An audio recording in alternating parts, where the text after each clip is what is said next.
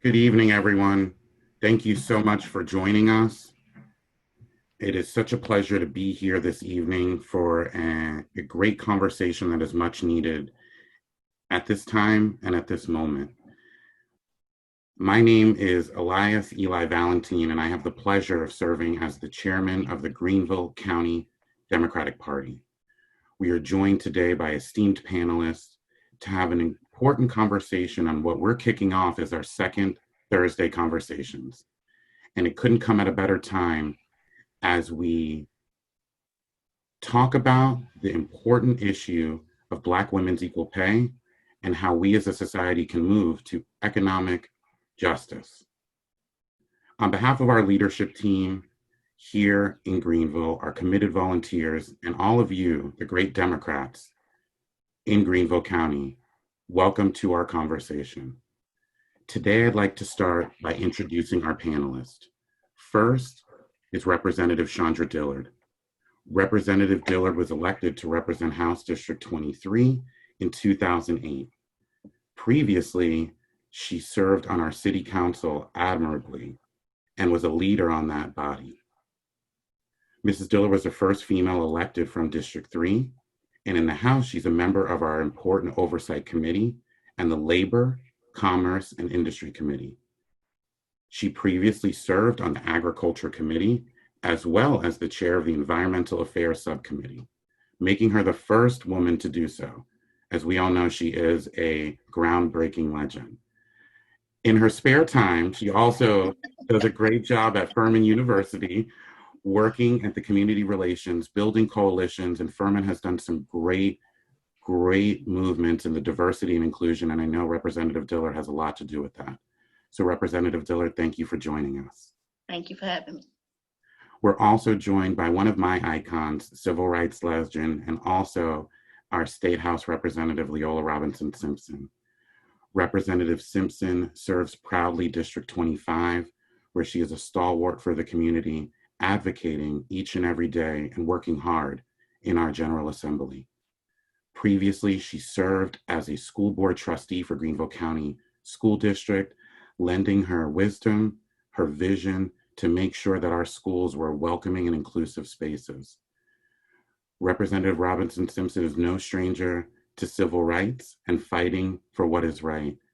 She is a champion for us, and I'm just so honored and blessed that she joined us tonight. So thank you for joining us, Representative Robinson Simpson. Thank you, ma'am. Our next panelist is Tamisha Grant. Tamisha is currently the Regional Organizing Director for the Coordinated Campaign for all of our Democrats, led by our Senate candidate, Jamie Harrison. Tamisha has worked and lived in Greenville, South Carolina for the last 10 years, was a teammate of mine on the amazing Kamala Harris for the People campaign, where she organized our community, a community that she loves deeply. She served on several boards, including the United Way, in various capacities, and has served many leadership positions, including the president of the Urban League Young Professionals, and is currently a member of the National Council of Negro Women, and is on the executive committee of our burgeoning and beautiful Democratic Black Caucus. Thank you for coming and lending your voice, Tamisha. For having me. Absolutely. Our next panelist is Courtney Thomas. Her pronouns are she and her. She is the Director of Communications for WREN, which is the Women's Rights and Empowerment Network. Courtney is a stalwart in Greenville, has lent her talents to the city of Columbia, but we know where her heart lies. Courtney has been fighting for a long time for what is right, has been a great voice and a great connector for so many people in this community. And for all of you that know her, she's just a joy to be around, but we'll also keep it real. That's what I love about Courtney. Courtney's main responsibility at WREN is strategic communication, and they're doing a beautiful job in the public relations and grassroots movement. So Courtney, thank you for your time. I know you were hopping on a bunch of calls. Thank you. Our next panelist is Thomasina Gary. She's a native of Greenville, South Carolina, and an alumnus of Charleston Southern University with a master's degree and a bachelor's degree in criminal justice. She currently serves proudly as the first vice chair of the Greenville County Young Democrats, and also recently serves as the secretary of the Young Democrats of South Carolina Women's Caucus. She currently works as a caseworker, which is on the front lines, doing the work that is so, so important in the South Carolina Department of Corrections, as well as an adjunct instructor for Greenville Technical College. Growing up, Thomasina learned how important it was to serve and build up her community. She was raised to believe that everyone has something to offer to that world and that we each have an important part in getting each other through our journey. She continues to practice and adhere to those teachings every day. And knowing Thomasina is one of the most hardest working, but also one of the most genuine people I know. So Thomasina, thank you so, so much. Thank you. You're welcome. We are also very fortunate to have Shade Boyakan Yodam. She is a newly moved member to our Greenville community, but I just love how she's dove in headfirst into what is important, which is organizing and community building. Shade was born and raised in Brooklyn, big up BK, and completed her bachelor's degree in mechanical engineering from the University of Michigan, so you know she's brilliant. Following graduation in 2019, she moved to Greenville to start working at BMW Manufacturing. Shortly after settling, she hit the ground running to get involved in several national, state, and local campaigns to elect passionate Democrats, what our job is here. She's a member, the newly minted secretary of the Young Democrats of South Carolina. She has moved through the ranks and worked with the Progressive Caucus, collaborated on the Born to Lose series, which has been phenomenal, really innovative from the Young Democrats. She's also involved in the GOTV efforts, which is really important in motivating our young and youth to get out to vote in this very important election. Shade is an ardent advocate for gender equity and also the implementing of diversity and inclusion in our workspace. So Shade, it's been such a pleasure to get to know you, and I'm so excited that you have joined us here for this conversation. Thanks, Eli. You're very welcome.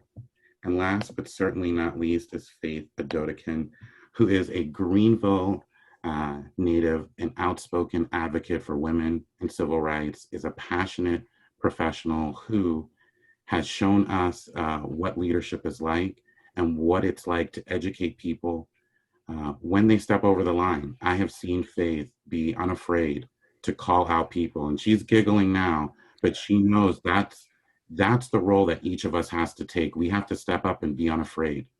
When we know something's wrong, when we know something is not right, we have to be bold.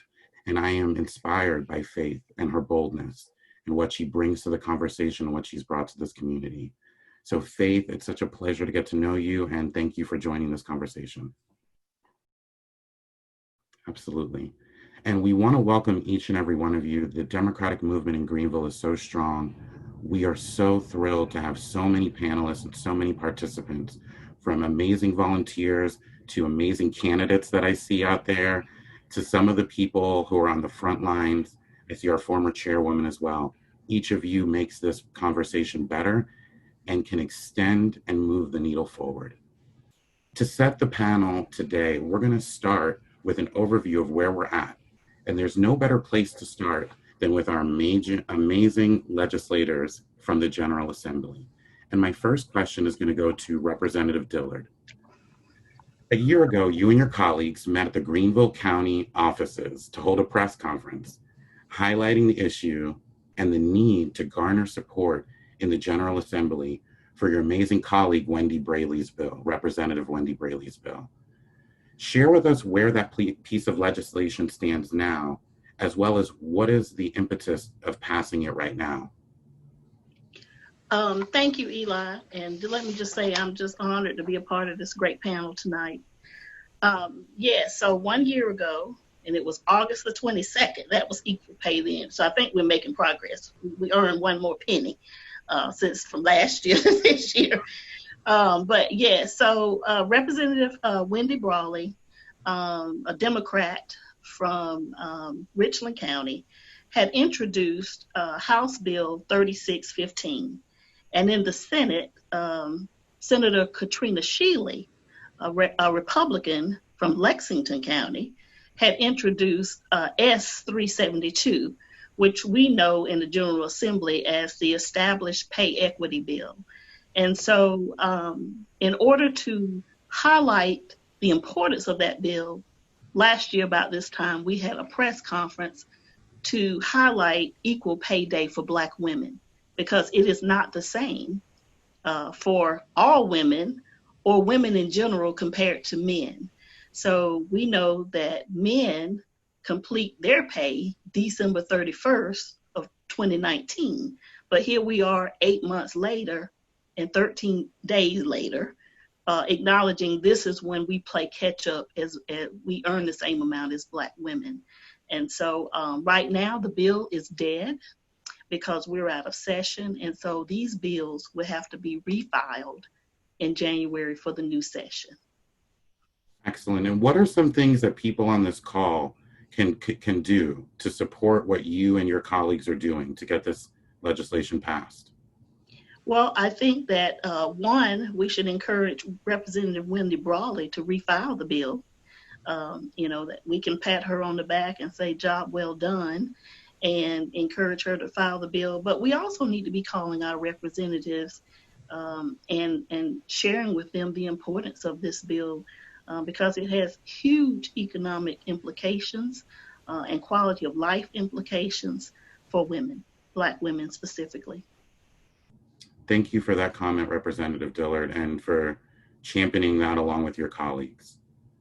Representative Robinson Simpson, according to the National Partnership of Women and Families, South Carolina has an annual wage difference of $22,212 between white non-Hispanic males comparative to Black women. Why do you think this is still an issue nationwide?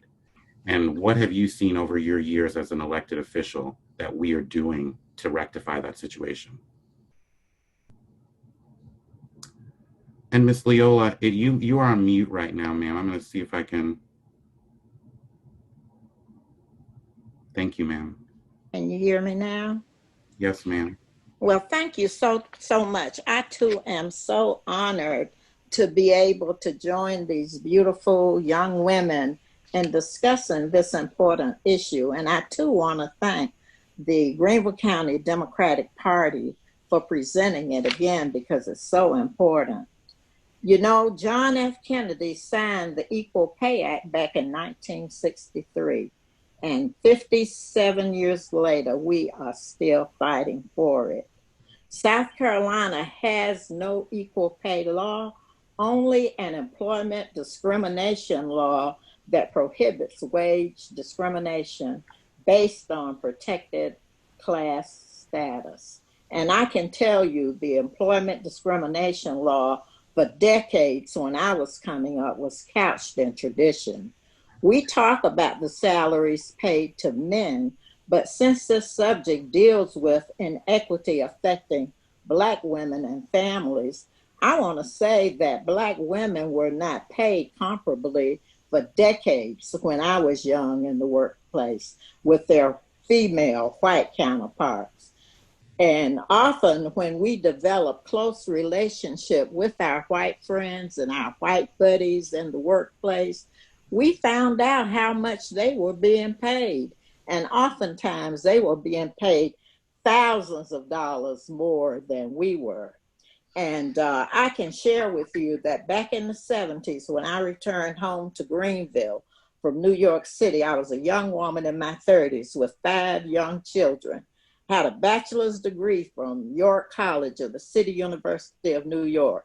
And I didn't have a problem finding jobs, but the jobs I worked on paid a little over $10,000 a year.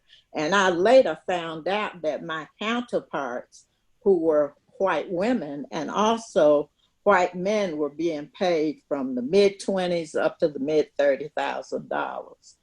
I was told at that time that the difference was due to the job classification titles of the whites. So I went back to school. I went up to Furman University and earned a master's degree. And after I got my master's, I thought that would help my employment chances in terms of salaries. And I was so disappointed that in all of my jobs, from my work at the Chamber of Commerce, the City of Greenville, the County of Greenville, and especially Greenville Technical College, where I worked for 25 years, that as my workload responsibilities grew, the white managers got upgraded titles and much more money. And of course, that did affect my ability to take care of my family. And upon retirement, it impacted on retirement. Now, this hurts, but we have to deal with that. A lot of that is not true now because they can't get away with it because we are so friendly with our compadres in the workplace until they couldn't get away with it. But the need is still there for Black women to be paid equitably so they can take care of their families and do things that I was not able to do back then. No matter how important my job was, I was unable to do for my children the way I wanted to. And when my children graduated and went to college, they had to get loans. I was unable to do very much for them. So this is really a very important issue for us to grapple with today. So thank you so much for asking me. Absolutely. And Representative Dillard, I know you study this issue very closely. Do you know some of the stats on the differences in pay between different genders and races, ma'am? I do, Eli. So statewide in South Carolina, gender, the pay is different per state. So when we talk about the 62%, that is a national figure. In 2017, and I could not find where we are in 2020, for Black women, it was 57.5 cents in South Carolina. And women statewide in South Carolina, 77 cents on the dollar. And so I also was able to research this a little bit more, and our Asian American women, they're being left behind, but they're a step ahead of Black women. They're making 90 cents on the dollar, but they were able to get to their equal pay day February the 11th of this year. But we have our Native American women, they're behind us at 57 cents on the dollar, and they won't get to their equal pay day until October 1st, 2020. And our Latin women, 54 cents on the dollar, and they'll see their equal pay day on October the 29th. And so as we talk about the gap for the African American women, since this is equal pay day for Black women, over a 40-year career, we're talking about a loss of income of a little over $800,000. In some cases, when I just pointed out that South Carolina is even below the national average, we're talking about almost $1 million in lost revenue. And, as I always say, the bills, Duke Power's bill doesn't change. Mortgages don't change. I mean, you might live someplace different and pay a different amount, but we're going to have food, clothing, and shelter, and now we're in the middle of a pandemic. Every dollar counts, and it's due. It's not, we're not asking for something that is not due us. And so those are just a little of the statistics that go along with why this issue is so very important. Well, thank you for shedding light on that, Representative Dillard. And we definitely, as a party, will be doing a push to thank Representative Brawley and make sure that she knows she has champions like you, but also people on the ground like our party that will help reach out to our elected officials. Thank you all. We want to broaden the conversation at this time, and I'd love to start with Courtney. We're moving into the phase of the personal experience that individual Black women face as they navigate through the professional sphere. So Courtney, share with me why you decided when we reached out to you to be a part of this panel and why this issue is near and dear to your heart. Sure. Hi, everyone. My name is Courtney Thomas, and I use she and her pronouns. Quick disclaimer, I'm here in my individual capacity, ran as a 501c3 organization, and therefore nonpartisan. So you're getting all Courtney. What a privilege.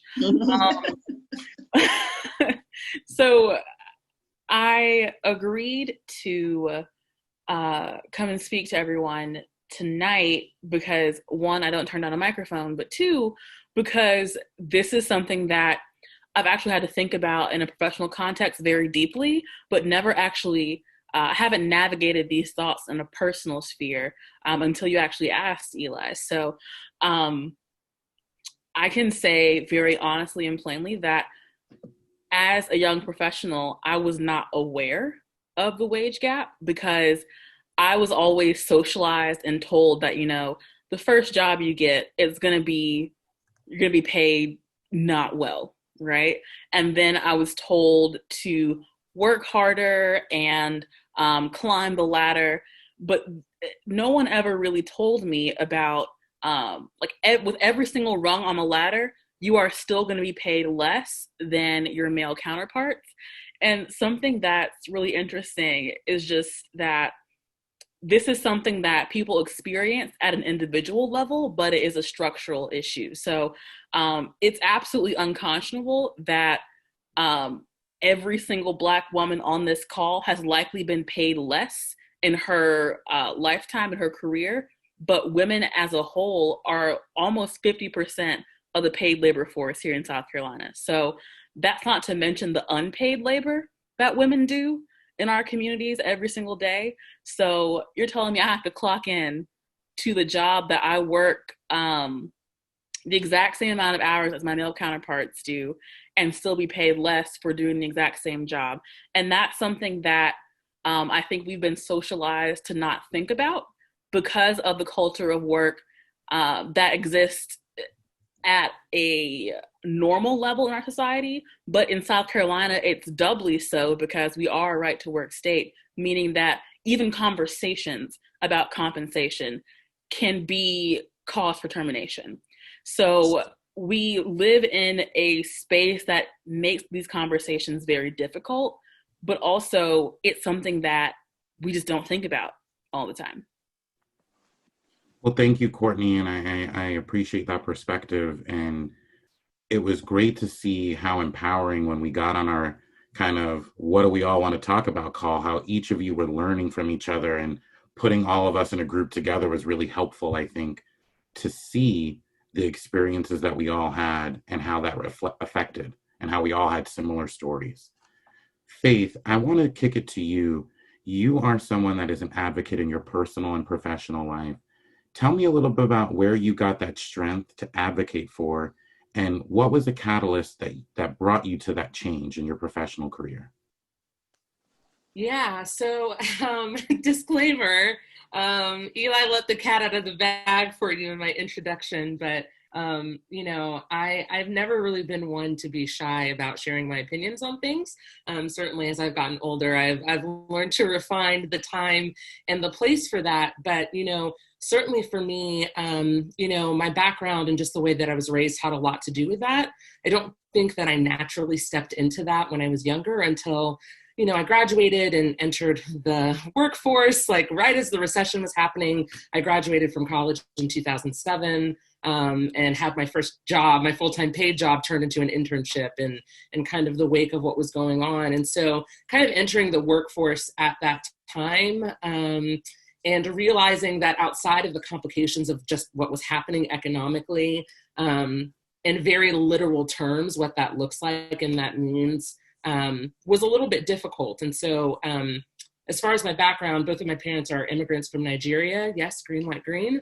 Very proud of that. But, my mom has always been a big driving force and kind of bouncing the questions off and having her to kind of help shape what it looks like to walk into a professional environment, because she had to do that not only as a Black woman, but as an immigrant with an accent and all of the consternation that comes along with that. And so she was very intense about equipping her daughters with that feeling that we could use our voice. Certainly to the question that you pose, that's something that definitely takes practice for sure to be able to do. I think Courtney made an absolutely great point in talking about just socialization, right? what we are socialized in the South to believe we deserve, how we are supposed to advocate for ourselves and what's accepted. You know, the Southern gentility and kindness of the South can oftentimes be a barrier in that socialization to making women think, without getting a reputation, right, that they can advocate boldly for themselves, that they can ask those questions, that they can go to their employers and do that. And so I think it was kind of a mixture of those elements that really kind of pushed me over that edge to be that voice for myself, and then in many situations a voice for other people as well. I love that. And I think one of the things is, one of my favorite quotes is from Marianne Williamson. And I think, Faith, you do this. When you step out in boldness, we unconsciously release other people to have that freedom too. So I really appreciate you doing that, because there are so many people that don't have that inside them, but see you as a rock and then take that step in faith. So continue to do that. Know you have a fan here in me, and we need your voice. We need your voice now more than ever. I'd like to kick it to my dear friend, Thomasina, who works in a very male-dominated, a few of these amazing women work in male-dominated fields. Thomasina, working in corrections, tell me how it is to be a leader, but oftentimes get overpassed perhaps for promotions or for raises, and how you navigate that as a caseworker in the Department of Corrections. Yeah, that's a really great question, Eli. Thank you. I think it goes back to just my background before I got into corrections, and finding my voice before I actually got there. Because being in a male-dominated field, it can be very difficult not to fall into gender norms and gender roles related to how do I use my voice, and being intimidated by that. I'm trying to make sure I hit everything that you asked me. Can you repeat the question? Absolutely, and feel free to say what's on your heart. My questions are not very good. What's on your heart is much better. So I just want to know how you, as a dynamic Black woman, how you navigate that space and advocating for yourself, especially in a field that's dominated by men. How you not take on physically, but your bosses, how you approach them, and how you've learned over your years to kind of navigate that. So yes, one of the great things that I was excited about when I became a caseworker is my supervisor is female, and she's a Black female, and that was the first time I'd ever had a Black supervisor. That's one of the reasons I was super excited about taking this job, because I really wanted to learn and grow from her, because I knew she would offer me a level of insight about things that I couldn't get from someone else. So with she and I would just go to her, and I would have open and honest conversations about, this is how I feel. I feel like I'm not being respected. I feel like this isn't working. And her giving me that space to really tell my truth and be honest helped me to really be more vocal about how I felt about things and how I wanted to go through things. And so that's why it's super important to really have that level of trust and care. When we talk about Black women and equal pay and just rising to high level positions, it brings a difference when we can sit down. She and I actually had an open and honest conversation in June about how I felt like I wasn't being respected. One, just as a Black woman, where we would have situations where someone would come in to speak to my male counterpart, and he would ignore everyone else in the room, who are all females, all Black females, and just speak to this specific person. Or someone would reach out and say, hey, can I speak to this particular caseworker? And it's like, we are all capable of doing our jobs. Like, you can talk to any one of us. We all have the title of caseworker. And really getting to a point where I actually said that in a staff meeting, and realizing that my other female caseworkers felt the same way. Like, we are capable of doing our jobs. Why does it seem like we're being belittled? And where does it really come from? And really having those conversations.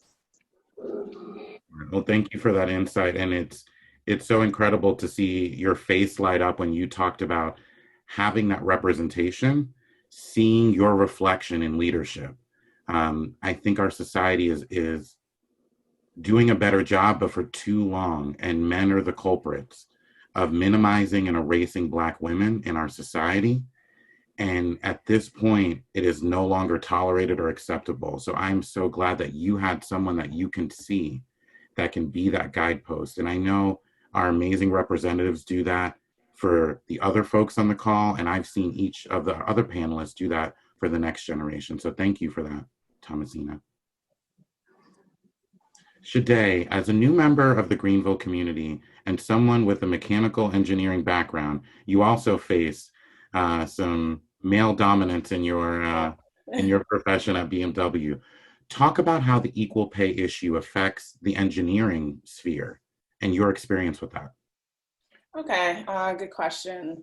Thanks, Eli. So like Eli said, I'm relatively new to Greenville. Graduated with a bachelor's degree in mechanical engineering.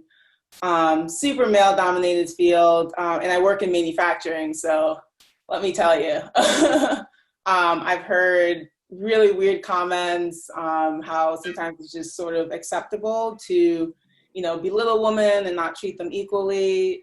First day on the job, we had to work on the line and really get a feel of how to build the cars, all that goes into it and everything like that. And the male section leader was talking to me, and he was like, oh, these guys, they've never really seen women before, so they don't know how to act. They're gonna bother you, but let me know if it gets too bad. So that's that was my first experience. First week on the job, that's what I heard. Luckily they didn't, but it just kind of surprised me a little bit that this was just acceptable, and honestly, the manufacturing environment isn't really conducive for elevating women to leadership positions, especially Black women. A lot of people on the line are African American, but when you look in the office jobs and you look at leadership, there's very, very, very, very, very few African Americans, period, and African American women even less so. And that's something I've really been pushing for. One of my passions is gender equality and really making sure that diversity initiatives are implemented in the workplace. Maternity leave is extremely important to make sure that women can take some time off of work to care for their child and recover from birth and then come back and still know that their job is going to be there. That's extremely important. And, when you have a job to come back to, that can help you obviously work and elevate and get to a leadership position, which pays more. It's all connected. And I'll give a quick story, a personal story. My mom, when she had me, she had 6 weeks paid maternity leave. 20 plus years later, when I start working, I have the same 6 weeks. Those types of things are supposed to be getting more progressive over time, and it just isn't. So, that's something I'm really passionate about, just really making sure, and that's something I'm working with my job on, just making sure we can expand maternity leave for women, because like Courtney said in the beginning, we do a lot of the emotional labor, a lot of the unpaid work, and it's extremely important that that's addressed and that maternity leave is expanded so that women can thrive in the workplace. And Shade, I loved hearing that when we had that conversation, how you're taking an active role in transforming a major international corporation. Like, how amazing are you that you're taking on, and not taking on in that sort of, but you're trying to restructure for equity. And that has so much value, because if we're building it at these big international corporations, that's going to move into our everyday sphere. So continue that work. It's very needed. Thanks. Tamisha, I would love to talk to you because you have a unique perspective as a dynamic single parent. Share with us how equal pay for Black women impacts you directly as you work tirelessly, because I know how you work, girl, to provide for EJ and also to make sure that you're lifting up your community, because I know you give back, I know you donate. So tell about how that equal pay affects you in that scenario. Absolutely, and thank you much for having me and giving me the opportunity to speak to my experiences. Being a mother, and specifically as a mother, but just mothers in general in the workplace, it tends to be a very contentious situation where you are, especially if you're in a male-dominated field like Shade or like myself in politics, making space for yourself to really advocate for what's best for your family. And sometimes you're that lone voice, and when you're a Black, you're even more sensitive and aware of being able to advocate. In my career and just in my journey as a woman, it really wasn't until very recently that I even was empowered to really even have the conversation around pay. You were just, when you live through poverty in certain situations and you have to, take the jobs that are given, you're not thinking about the fairness of the pay because you're trying to make sure that you can provide for your child and provide for yourself.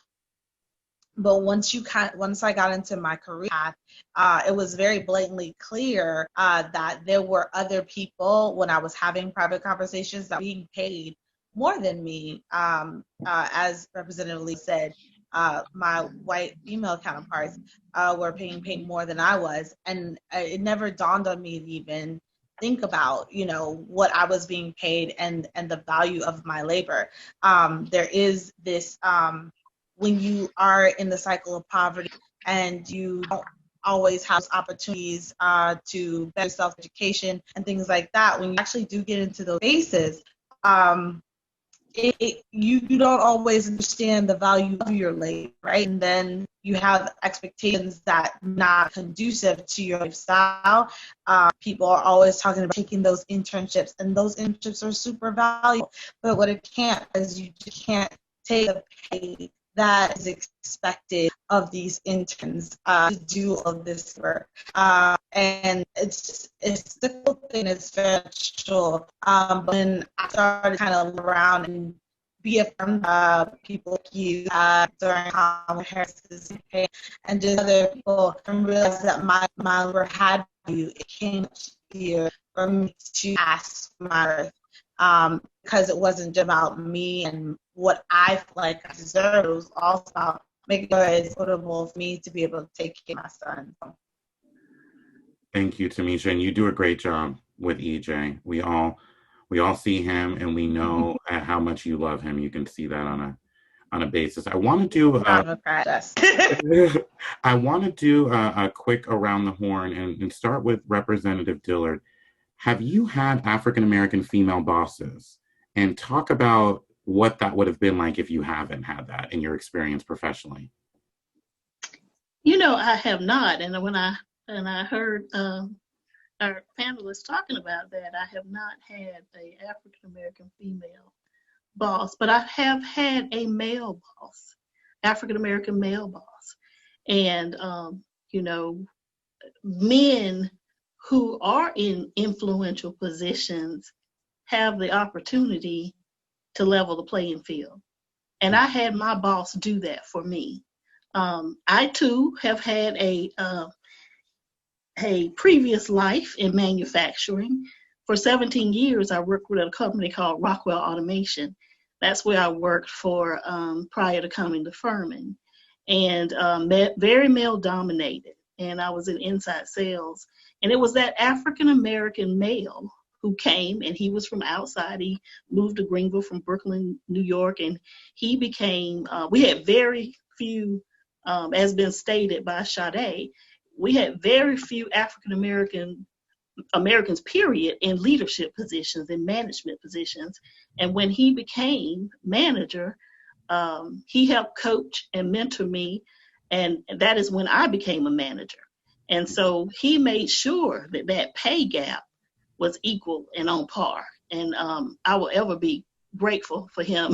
And he also helped launch me into my political endeavors and just gave me a lot of support. And so, but it might have been different had I had, even better, I had a female African-American supervisor.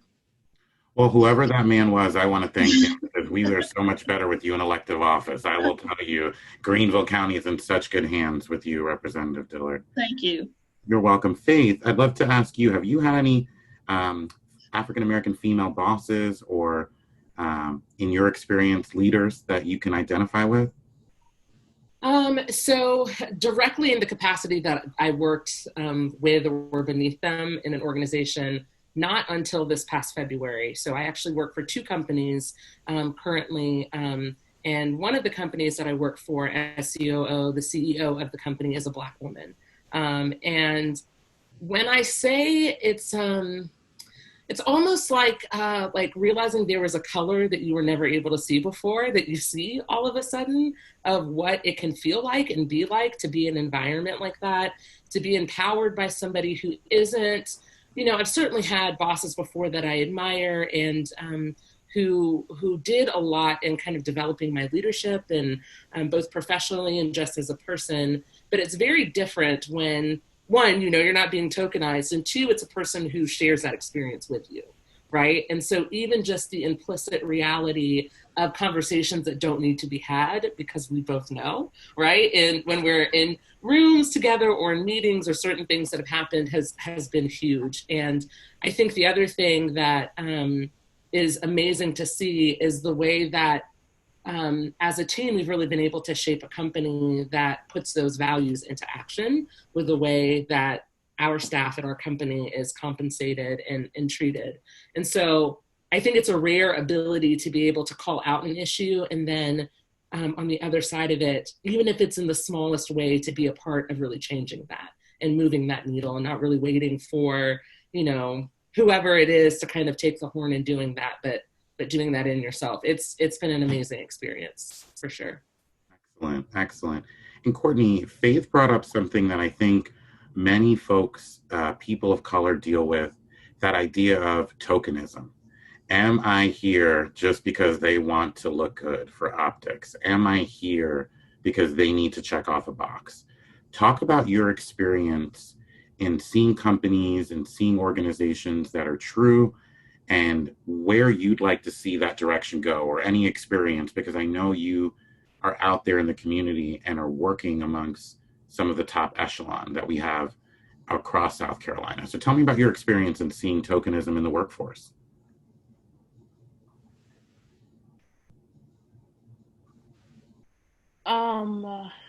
Did I just make you speechless? Because I feel like this is the first. I'm like, man, this is awesome.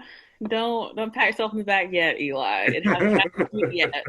I think there's just so much to say that it's kind of all coming here at once. So I think as with the wage gap, I think our conversations around tokenism are a bit misdirected, right? So I think it's less of a question of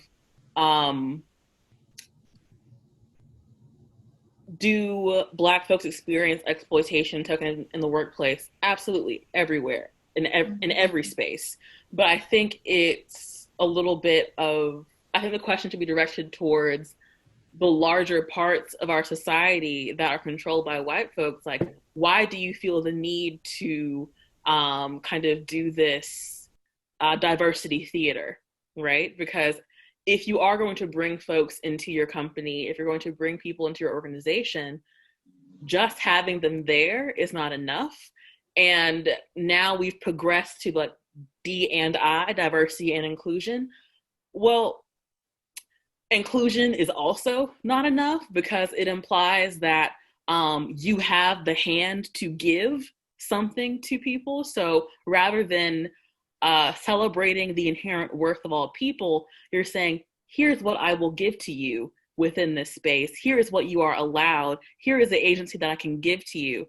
When in reality, I think it should be more about how are we allowing Black folks specifically to lead in these spaces. So that's kind of like what I'm thinking about. And I also think kind of in the same vein, our conversations about pay inequity, we're always asking women about pay inequity, when in reality, we are the people who are being harmed by this system. So I think it's less of how do you feel about the wage gap to my white male employer? So why do you pay Courtney less than the rest of your employees? Because it's not a question of if it's happening, but it's to what degree. And that's really important because this is a much deeper systemic issue. It's not just wages, because wages impact wealth, And in South Carolina, women of color own only 5 cents compared to what is owned by a white man. So for every dollar a white man owns, women of color only own 5 cents. And that is dramatic.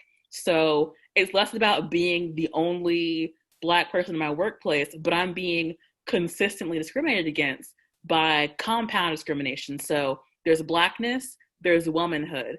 And those are two things that really intersect. For those of you listening, intersectionality. It's about the intersections of discrimination, not about your identity. Anyway, but that compound discrimination is something that I think we should all be thinking about, because as rough as it is to be a Black cisgendered woman in the workplace, it's doubly so for Black trans women, because a Black trans woman is more likely to live and die in poverty than any of her counterparts in the workplace. So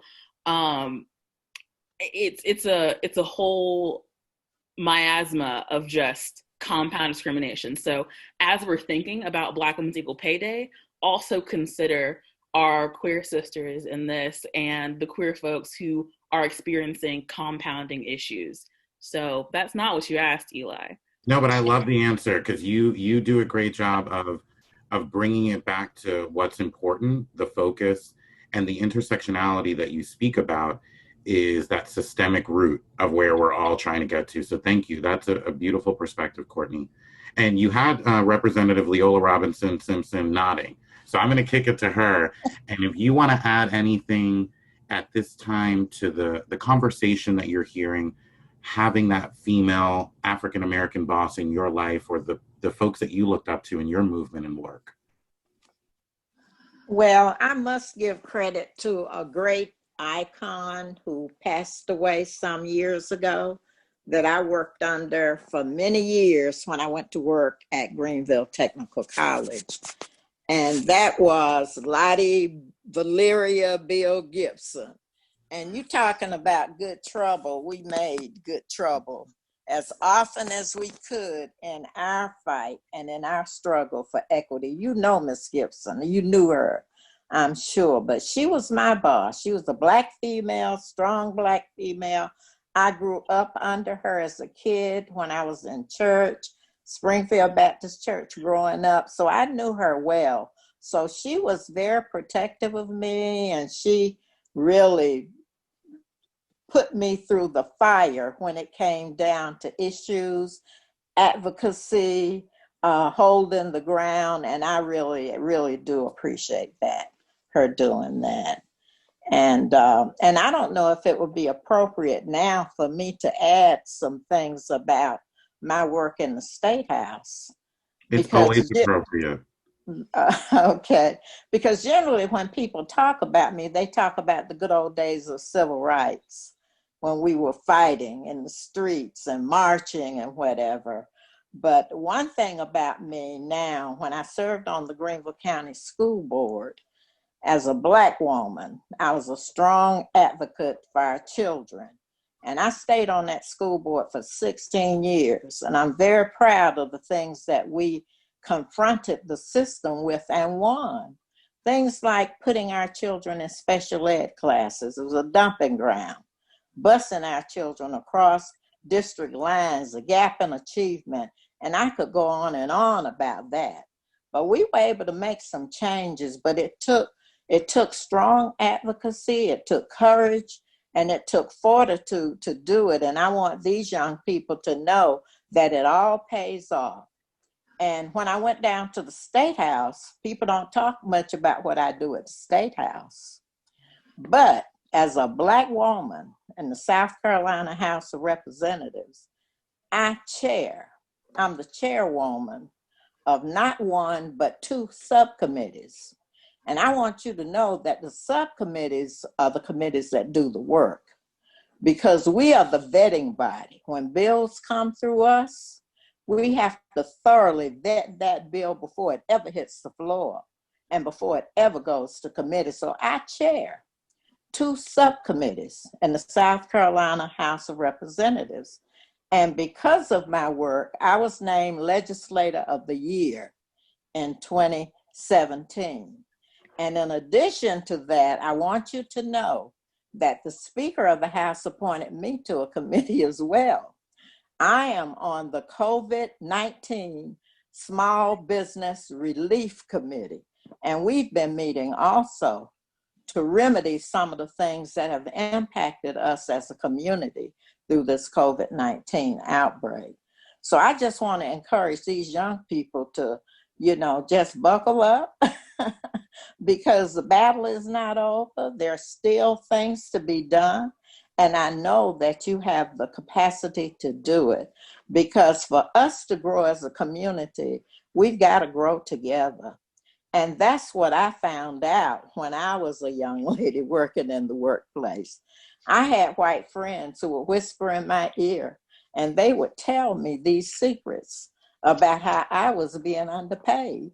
And I didn't even realize I was being underpaid. So it's important for us to form partnerships in the workplace with other individuals, male and females. As Chandra Dillard pointed out, white males and white females, to get things done, because they have the keys and they have the access to many of the doors that we want to open. Thank you for your leadership, Representative Simpson. It's wonderful. And I learn something new about you every time I have a conversation. So I just enjoy listening to you share your story. Well, thank you. And at this time, we want to move to more of the macro level. So we heard from all of our panelists the individual effect that this has on their journey, on their walk. But as the panelists pointed out, this is a systemic issue. This is something that we've been facing and fighting for a long, long time. As Representative Robinson Simpson said, JFK passed it back in the 60s. Yet we're still dealing with it right now. So Shade, kind of on the macro level, I want to talk to you about a stat that I saw. And it hit me when I read this stat, and the first person I thought of you, because you're really on the front end of your career. You're someone who's really just starting, getting engaged. And the question that I want to talk to you about is the Center for American Progress says over an average 40-year career, a Black woman will make about $870,000, which is going to be even more impacted in our state because of the stats that Representative Dillard shared with us. One, that's cray. Two, I want to know, what advice would you give to women your age? And I think you're doing some of those things already to make sure that after that 40-year career, that gap either doesn't exist or it ain't as large as it is. Please share with me kind of what your take on that is.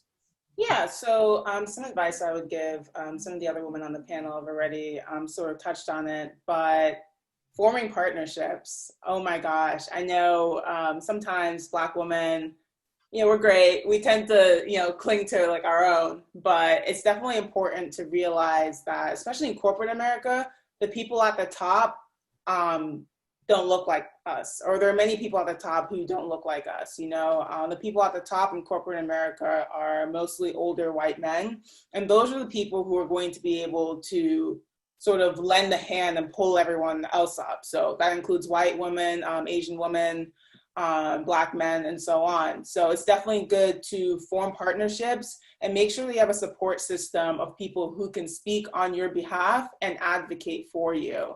And not just, with our colleagues, our Black friends. It's definitely important to form partnerships with people in upper management. So that's a little bit of advice that I would give. I could share like a quick personal story. I said something at work that was sort of taken out of context, and I had an older white male. He's my manager. I'm in the rotational program, so I have a bunch of managers. But he was one of the managers, and at the beginning of my career, he said, I'm really here to support you. I'm really big on professional development. It's really all about you guys. But when I said something out of context, he went to upper management with it, and I was wondering, why didn't you take, 10 seconds to kind of talk to me, like you said, and professionally develop me? And, I didn't say that, but luckily my management mentor is an older Black woman, and she sat me down and she told me, you're in corporate America right now. You can't, say whatever comes to your mind. You really have to think about what you say and really know who your allies are, know who's going to support you. You've only been here for 8 months, but really take the time to get to know people and see who you can have in your support system. So that's definitely some advice I would give. Don't be too quick to just talk to anybody like they're your friend. Definitely wait and see, who's kind of on your side, like who your ally is going to be, and really build that support system, because that's going to take you far. Yeah, I think some things that people can take from you is to model the great work that you're doing. And I'd love for you to kind of expand on, how did you get the gumption to go up to an organization like BMW and say, hey, y'all, I need you to fix these things? Like, where did that spirit come from, and where did you get that gusto? I've always been one. So I'm from New York City. It's a different world up there. People aren't afraid to, just say what's on their mind. Everyone's just wild. It's whatever. I don't know. It's just crazy up there. So I guess maybe my background and being in that environment, being in a big city, just seeing different people every day, interacting with all different kinds of people, being surrounded by people who are not afraid to speak their mind. I think that's where it comes from. And also just knowing, if not me, then who? Like if I'm not the one who takes the first step, who else is going to do it? So really just keeping that in the back of my mind, I think that helps. I love it. I love it. Tamisha, you and I have been in the trenches in this arena called politics on a different side that most people don't know. The elected official side, no offense, y'all, is very glamorous. It's a lot of hard work. No, but you do it with such grace. And Tamisha has had some great opportunities to come in and start in the political field and rise. So Tamisha, tell me how you use your mentors, your allies, and talk to me about what it must have been like to see all of the state directors, or majority of the state directors in this past presidential cycle, be Black women. What kind of feeling did that bring to you? And what did that tell you about the space you were entering? Since I've entered DACE, I realized how amazing that is.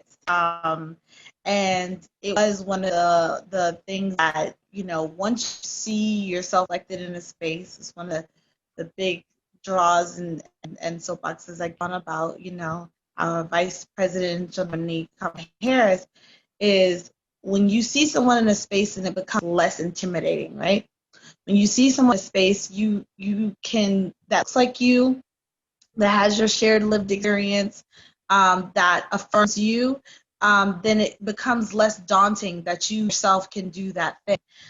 So going in and having people affirm me made me, the imposter syndrome that, many people deal with, but I do think that Black women disproportionately deal with.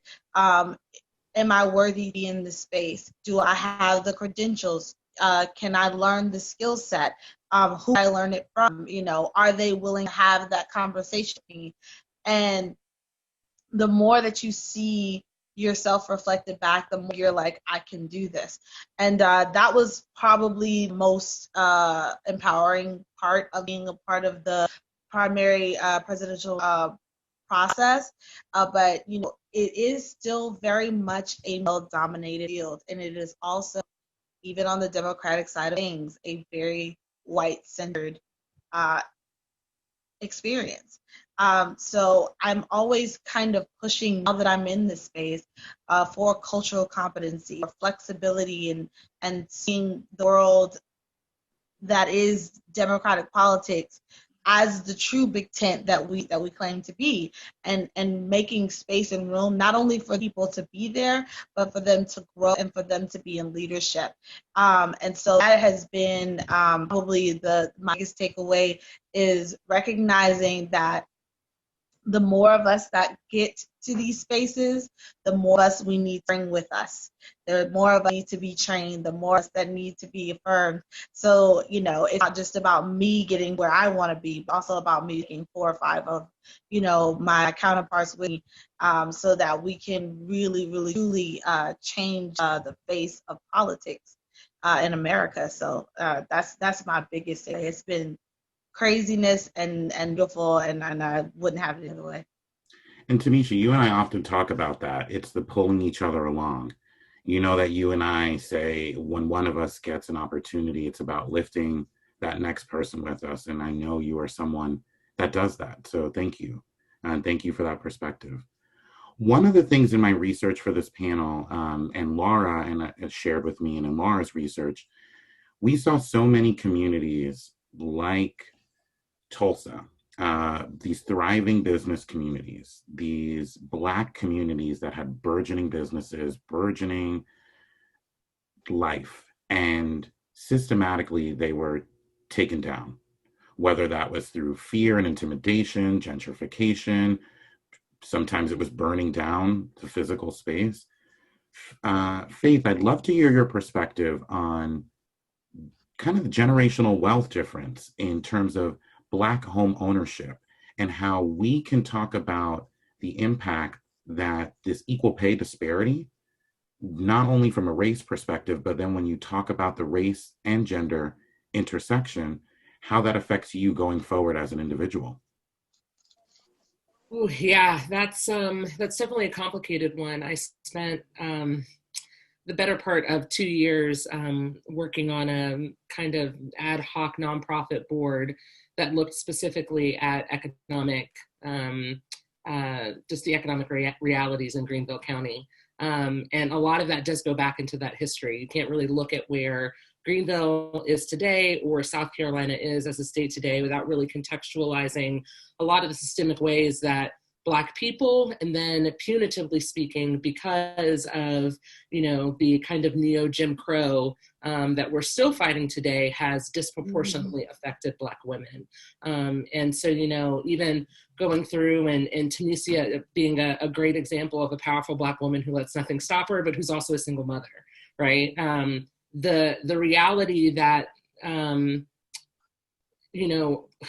that intersection, right, of being Black and a woman and dealing with those systemic levers of oppression that tend to hold us down can be really difficult. I mean, I know for me, it was funny when we were having kind of what we're going to talk about conversation, Sade made a comment about, I'm from New York, I live in a city, I've never really kind of grown up with this obsession with owning a house, right? It's people live in apartments and you rent, and you might live in all places all over the city, or maybe just grow up in one borough, but that it's less of a goal as it is in the South in some ways. And I thought that was really interesting. It didn't necessarily surprise me, but there was kind of like a light bulb, like, kind of moment to that. I do think that it's really important. And I believe, Representative Dillard, you were the one who made the comment of really connecting how it's not just a pipe dream or a ladder that's keeping up with the Joneses to say, oh, hey, look at me, I'm a Black woman and now I own a house, but that generational wealth, the ability to actually move your own goals and dreams forward or your family forward, right? Being able to send your kids to college and pay for that out of pocket if necessary, right? To be able to help them in those ways so that we don't end up starting behind and staying behind.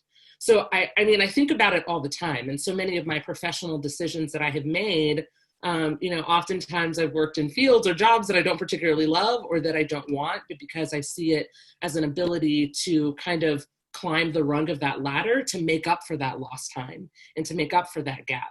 And so for me, I've had to be very single-minded about that. I've had to do a lot of like self-talk and like taking deep breaths and saying, I'm going to stick out this job for, X number of years, or I'm going to be really bold. And I'm not going to take no for an answer in the interview process for this job to get to where I want to be able to go, because I do realize that homeownership is such a big part of that. Courtney, my dear friend, just bought a house recently. So excited for her. Everyone send her a housewarming gift. What a great plug. I love it. It's yes, exactly. I was looking out for my girl here. But I mean, that's huge, right? The ability to be able to build that equity and be able to make those steps the same way professionally that you do with your actual wealth and what you're able to leave, behind to your family, to your kids. I think is huge. I think about that every day. I'm not quite at the point where I can do that yet. I'm really just on the cusp of that, but I do sometimes kind of think bitterly when I think about some of my friends, particularly my friends who are white, who own houses. And I know, in that conversation, they're like, well, my dad helped me with the down payment, or my parents came in and they paid this. And when I say almost every single white friend I have that owns a house, that's the story, right? They may not come from incredible means, but they come from enough means that somebody in their family, in that tight-knit circle, was able to help them get that leg up. So that they could kind of move forward without being saddled with debt or being forced into making decisions that wouldn't let them economically move forward. So, I think the short kind of burr of resentment, you got to move on from it and say, hell or high water, I'm not going to let anything hold me down. So that's been my overall thought and vibe, I think, about that subject. So. Thank you for that perspective. And I love the way that you take it, not as a negative, because we're human, we get bothered by it, but it seems like you're using it as a catalyst to make change, not only for yourself, but for the next generation. So that's impressive. Representative Diller, I want you to piggyback off of that point, because you did bring up that great perspective about how home ownership is a leveraging tool.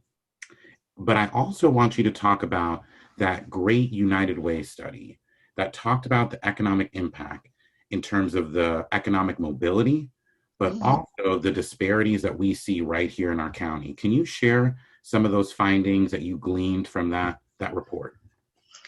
Well, thanks, Eli. There's been an ongoing study, it's probably the third iteration, but of work in our community to look at disparities among African Americans and other peers in our county. Other peers in our county. And some of the things that have been gleaned from the economic mobility study, that's one study, is that South Carolina itself is a place that is very hard to move up the economic ladder. And Greenville County is the worst county in the state.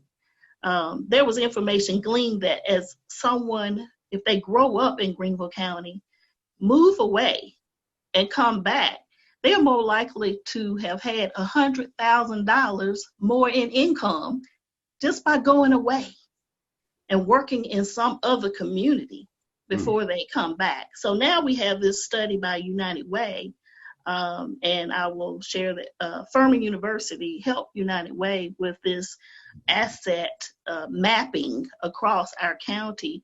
And in every level, whether it's median household income, education, African Americans are coming up short. And so now we're at the point of what are we going to do about that? And so after the George Floyd incident, now United Way was sitting on this information, and their work going forward is going to be to address this. But after the George Floyd incident, you need to strike while people are like, really, really like, oh, but what can we do? Well, matter of fact, we got a roadmap here for you. This is what you can do, because this is what we have in this community. So United Way, along with the Urban League of the Upstate and our Greenville Chamber of Commerce, have come together, and they are doing a racial equity and social mobility commission that will start. We'll have a public kind of unveiling on August 24th in a couple of weeks. And so we look forward to seeing what will come, knowing the data, because everybody doesn't know the data. And I think it's important for us to be informed citizens, and to lift up the very concerns that we know exist, like on this call, right, on this webinar. But it won't do us any good if other people don't know it. And you say you want to be an ally, or I really want you to be an accomplice, meaning you're going to be my ride or die. Because sometimes allies still will leave you. And so I need an accomplice. I need somebody who's going to ride or die. Yeah. This means Jill Littlejohn taught me that. So, and her diversity walk. So that's where we are. And I just wanted to say very quickly, this whole thing about wealth and why we're talking about why it's so important that we are paid equally. You know, you're trying to be a homeowner or own some kind of property. So even if you acquire it through legacy property, I don't care how you get it. You just need it to build your wealth, whether you are a homeowner. But if it takes 11% of a down payment on a house, that is huge. If you already 37 cents behind, and then you shouldn't be affording no more than 30% of your income on living expenses, and with gentrification taking place in every corner of Greenville, this is why that money is so important, because we can't even get there if we're not starting out in an equal place. And so, I know Miss Leola can talk more about this than me, but, people think it's a fact, it's something that was made up about the 40 acres and a mule. No, you're trying to get an asset. That was a real thing that Black folks never got. And so that's why in this presidential campaign, we talked about reparations. And so I'm trying to tie all this together to say these are not isolated incidences. We are where we are because it's systemic, and we have to find a way to work ourselves out of this. Sometimes it's a conspiracy, but sometimes it is people don't know. And I know that there are good people who want to change things, and that's why elections matter. Ma'am, they do. Courtney Thomas, I would love to kick it to you. You are someone that I always enjoy listening to, and I think you are one of the clearest progressive voices, one of the clearest progressive shining stars we have in the party. And I'd love your perspective, and you shared this a little bit earlier, about how we can move the needle forward in a progressive fashion to deal with the interconnected issues that you've been mentioning, and I know you're championing in your everyday work.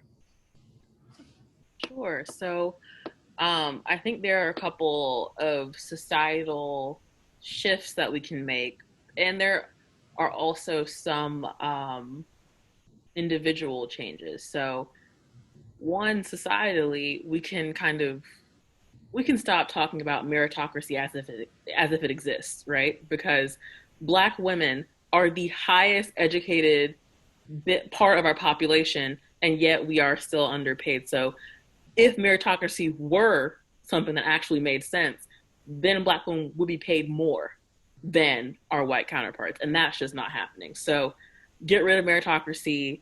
It is a function in itself of white supremacy. Let go of it, right? So it's also important to understand that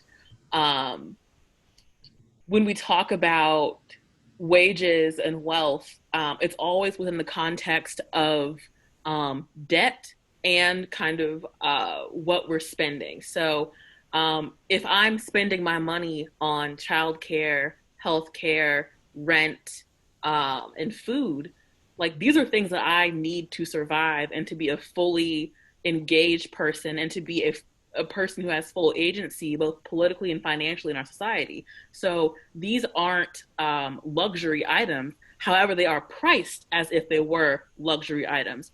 So Ren partnered with the National Women's Law Center just this past January, and we found that in the study of South Carolina, that it would take about almost 38% of a family's income to provide childcare at an adequate level for their children, which makes no sense. We typically talk about, your rent or your mortgage being like 30%, right? Mm-hmm. But that's just childcare, let alone let you have more than one child. Or let's say if your child needs extra assistance in their learning, right? So you're building up these different pieces that really speak to how everyday needs are priced as luxuries. So if we were to have a real systemic answer to that, we would start treating these things as if they are just individual assets that are required for being alive.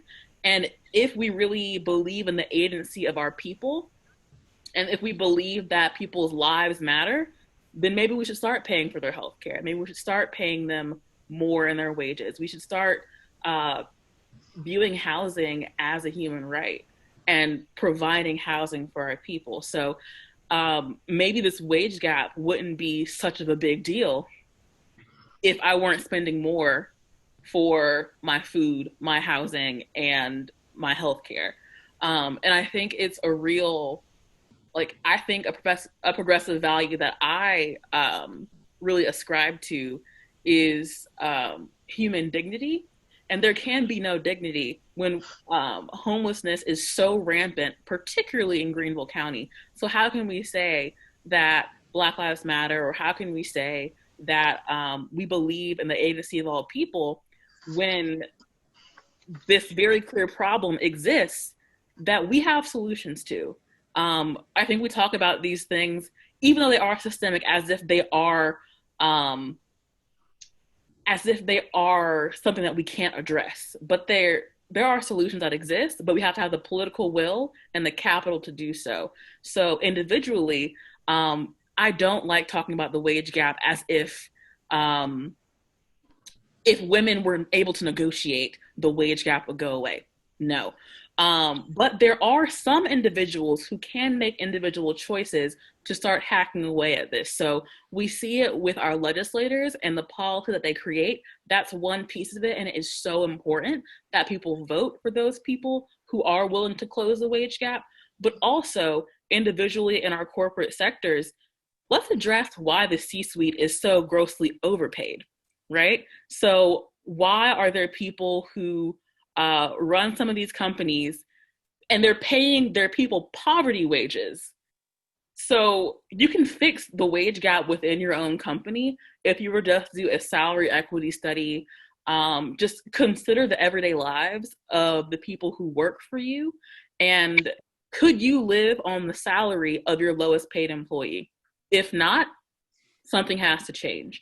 So the individual choices are more for the people who are inflicting the harm in this system, but systemically, it's really about the ways that we value people over work, because we should not be valued by the work that we can contribute to our society, rather for the fact that we are alive.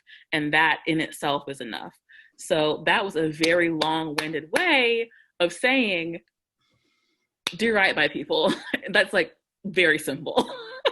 No, I love that perspective, Courtney, and I appreciate that. And you highlighted something, and I love how consistent you are. I think we oftentimes misconstrue the wage gap conversation because we only focus on the numbers without those root causes. And you did a great job highlighting those root causes. And Tamisha, I think it's a great question to kick to you.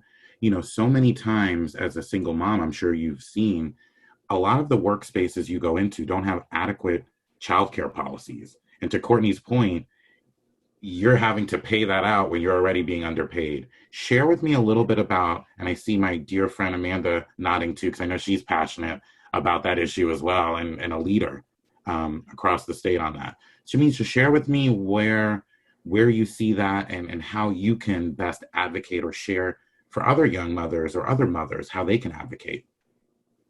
Absolutely. Courtney made a lot of really great points. But it's more when you think from a top-down level about the structure and like why isn't childcare a part of your package when you are joining a job, you know, and why are we not, you know, making sure, like I immediately thought of Amanda, if women wanted to run for office, that, you know, their child care is taken care of. It is, you know, effectively icing out, you know, a whole population of really talented people because of the fact that women tend to be the majority caretakers for children. And if you're in a situation like myself and you do not have a partner, the whole entire responsibility financially and in terms of care falls upon your shoulders.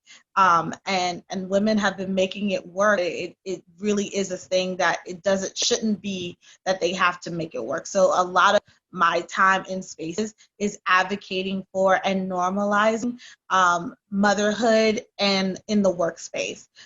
During the Kamala campaign, Elijah went with me a lot of places just because I love towing him around, because childcare is very, very, very, very expensive, as already been noted. And when you're already being paid less and or you're just putting out more, you're paying for the privilege to work. There are families, two-parent families, who have to make the decision that somebody's not going to work simply because it's too expensive to put their children in childcare, and they essentially will be going to work to pay for childcare.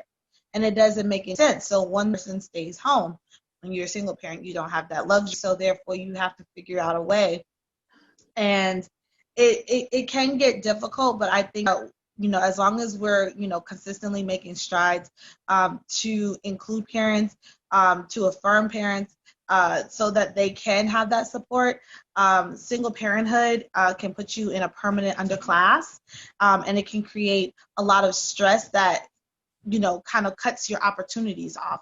I've been very innovative and I'm very ambitious, but I think every single person who has children should have the right to be able to feel comfortable working, feel comfortable after they get their child, have adequate, leave. So, continuing to push the needle, continuing to normalize that, yeah, I am a mother, and that does not negate my talents and abilities as an employee, and that there are 100 me's and I'm not that special.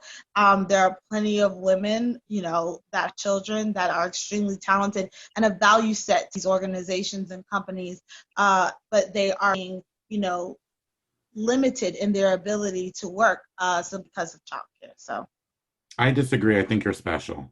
Don't sell yourself short, man. well, thank you. You're welcome. I want to talk to Thomasina. We had a great question from our third vice chair, and someone who I can proudly say as a young man and a man respects women. This is Jonathan Sweeney I'm speaking about. Uplifts women, has a great mama who taught him well. And Jonathan is someone who I know is an accomplice, not an ally. He is looking to make sure he is there to support. So Thomasina, Jonathan asked a great question. What can men do to support you as someone who is dealing with the intersectionality of your beautiful Blackness and also your womanhood? How can men step up, men across the spectrum, to support you in that movement? So I'll answer this in two parts. One is being willing and open to actually have those conversations, and being willing to step outside of their own box and actually, stand up for what is right. I say that in regards to, like you said, I'm in a male-dominated field.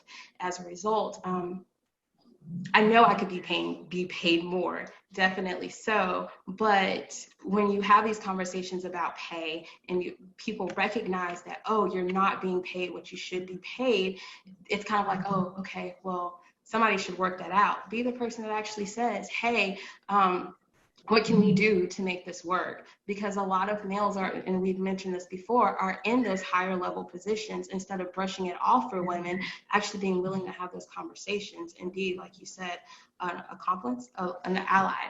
The second part is encouraging women to use their voice. And I know Courtney's probably like, oh my gosh, it's not on the women. But what I mean by that is that when you're in a space and you already are, you feel like you're more educated, you're more qualified, and you're still being underpaid, you tend to lose your voice because you're like, what is it that I'm doing wrong? I can go back to school, I can do all of these things, but I'm still not getting paid my worth, my value. So being encouraging and saying, one, it's that words of affirmation piece. So it's action, but also making sure when you're having those conversations with Black women who are struggling with these things, you're making sure that you're providing a safe space and that you can help them reach a place.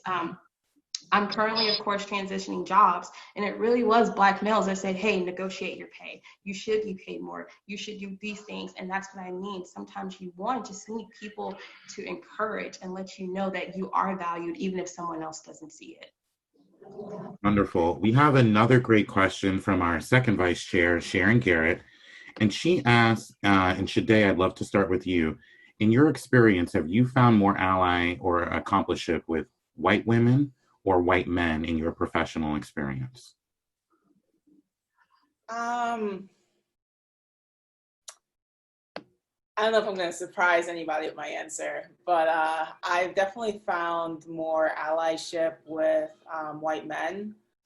I can give an example. So already, I'm in the engineering field. There's already very, very, very few women. So sometimes, not all the time, some of us love each other, but sometimes there is this sort of sense of competition where you want to be the only one. Like you want to be the only woman in the room because then you get more recognition, you're more special, yada, yada, yada.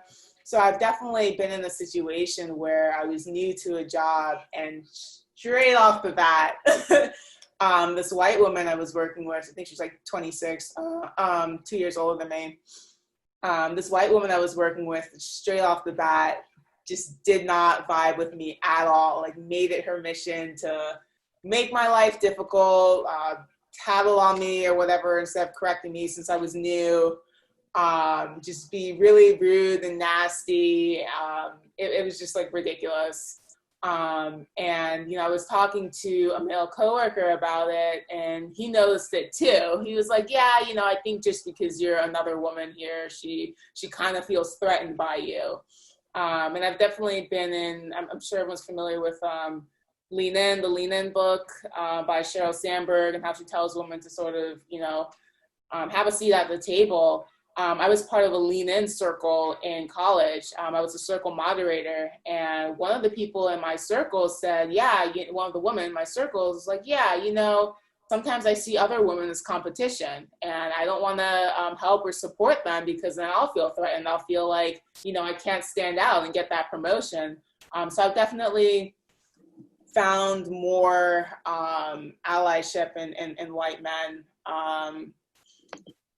Yeah. Well, I'd like to wrap up with our wonderful members of the General Assembly. Ms. Leola, as someone who has broken barriers for a long, long time, talk about the evolution of the community of Black women that are now stepping forward even more. We know the icons like Miss Lottie and Miss Anthene and Miss Lillian, Brock Fleming. But talk about this new generation, and hopefully some of y'all are taking notice, panelists, because Miss Leola gonna come for you to get you to run. Talk about what advice you would give to them as they're entering this new phase, if they want to step into elected office. Well, I would just like to encourage them to move forward on whatever it is that they want to do. One of the things that we fought for during the civil rights movement was for the right to run and for the right to vote. The only thing that I would encourage our young people to do is to become aware and knowledgeable about governance. I see many of them running for offices and they don't really understand the role of the office. So I would encourage them to become knowledgeable about what these offices entail. For instance, if you want to run for the House of Representatives, just know that the House of Representatives really does about 4 main things. They don't run Greenville. They don't control what happens with litter pickup in Greenville. They don't control if Bilo moves. What they do in Columbia, we work on bills, number 1. Number 2, we work on the budget. The budget is a biggie. Number 3, we work on appointing judges and we appoint people to serve on boards and committees. And that's what we do in Columbia. If you want to work on improving your local community, I would recommend that you look at running for the city council if you live in the city, or if you live in the county, run for county council.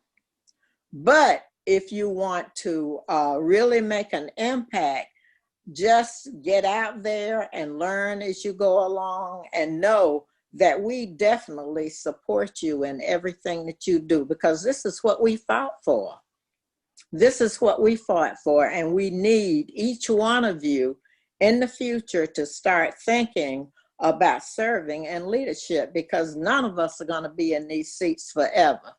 Are we, Chandra? No. We're not gonna, and we need good people. And I am just so impressed with what I've heard from each one of you young people. I know some of you, but some of you I don't know, but I am definitely impressed with you. And just know that whatever barrier may be in front of you, you can overcome it. One of the things that I noticed about Greenville over the years, even during those dark days of segregation, Greenville had more of a sense of community. I think that much of that feeling of community has died out with the quest for growth. And with this quest for growth, there's a greediness there. And there's a lack of concern for some of the community. All of the community is important, but it is up to us to fight for the needs of all of the communities in Greenville so we can grow together. Thank you. Thank you so much, and thank you for your leadership. Representative Dillard, I'd love for you to close us out on why this event is important and what we can do to make sure that we don't have to have this event ever again. Well, this event is important because a part of the political process and being engaged in it is being an informed citizen. And, you know, tonight, I hope that we could have some people that for the first time, they didn't know what Black women's payday was, you know, or why the equal, you know, we hear all the time about the equal pay bill, you know, equal pay for equal work. But we tonight, we delve down into the issue to say that this might be a political bill, but it's real. And tonight we talked about real instances how legislation or the lack thereof, or just companies and organizations needing to do the right thing, affect our day-to-day lives. And that's what politics is about, you know, tying all that together. So I hope that as we move forward, we will continue to advocate for ourselves, but others as well. But you can't help others until you put on your own safety mask, right? Yes, ma'am. Because I want my 38 cents. Then when I get my 38, I'm on, you know, that's gonna help everybody below me, right? So yes. You know, we have to work together. And I would say this too, that we each can learn from each other.